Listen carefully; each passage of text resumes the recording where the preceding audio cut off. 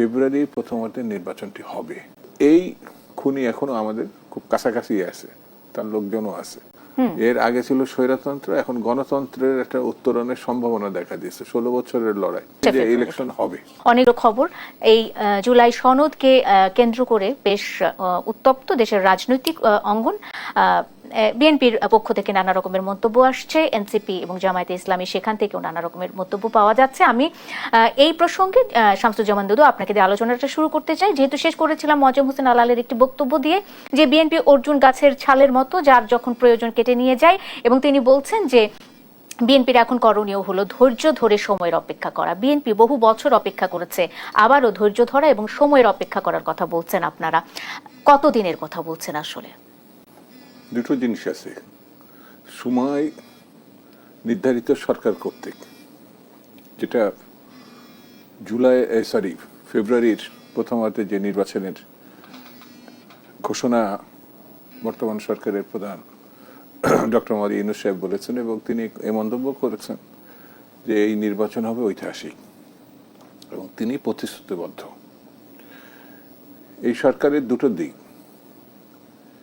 সরকার প্রধান হিসেবে তার বিশ্বাসযোগ্যতা, তার সমর্থন, তার ব্যক্তিগত চরিত্র, দেশে বিদেশে তার সুনাম।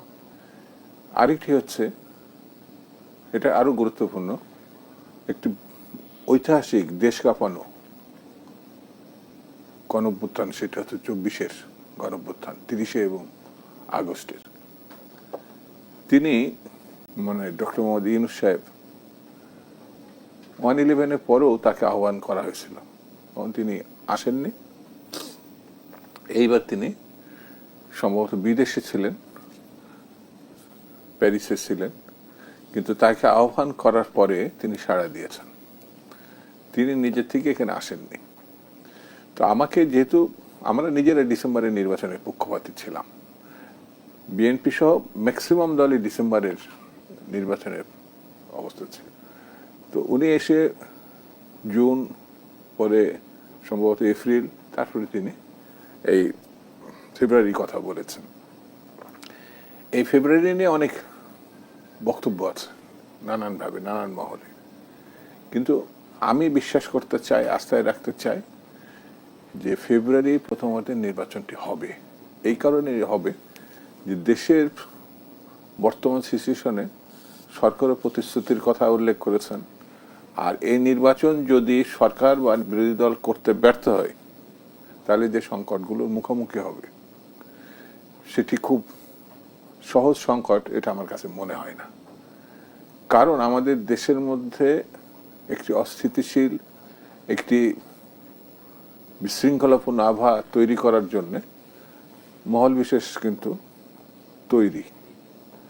দেশের বাইরে, দেশের ভিতরে আমাদের শত্রু মিত্র দুই আছে। যেমন যিনি বাংলাদেশের ঐতিহাসিকভাবে সব থেকে বড় দুর্নীতিবাজ, খুনি, গণহত্যাকারী, সে কিন্তু খুব নিকটেই আছে ভারতের বক্তব্যদানী অনেক পরিবর্তিত, তারপরেও তার কিন্তু এখনো বিচার হয়নি। বিচার যেটা হয়েছে, আইন কি আদালত অবমাননা 6 মাসের একটা জেল, সম্ভবত আমরা খুব শীঘ্রই একটা বড় ধরনের মামলা রায় পেতে পারি। তো এই খুনি এখনো আমাদের খুব কাছাকাছি আছে, তার লোকজনও আছে। সেই জন্যে ঐক্য ভাঙা যাবে না, ঢিলা দেওয়া যাবে না। ঐক্য মানে কি? রাজনৈতিক দলগুলোর মধ্যে ঐক্য বলছেন? রাজনৈতিক প্রতিশ্রুতির ঐক্য, গণতন্ত্রে থাকবার ঐক্য। আমাদের একটা মনে হয় যে একটা মঞ্চে না থাকলে ঐক্যটা থাকে না। বিশ্বাস, চিন্তা, আস্থার, এটা আমি 100 মাইল দূরে থাকলেও এটা কাছাকাছি দেখি, সেটা গণতন্ত্র।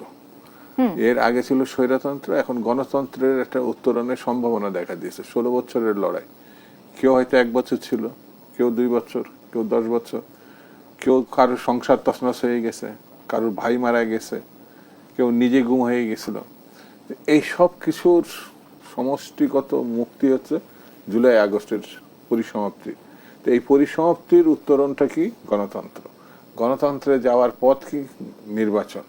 সেই নির্বাচন ছাড়া কাজটা এখনো অসম্পূর্ণতার মধ্যে আছে বলে আমার কাছে নির্বাচন নিয়ে কোনো শঙ্কা, কোনো সংশয় আপনার আছে কিনা? আমার নাই। আপনার নাই?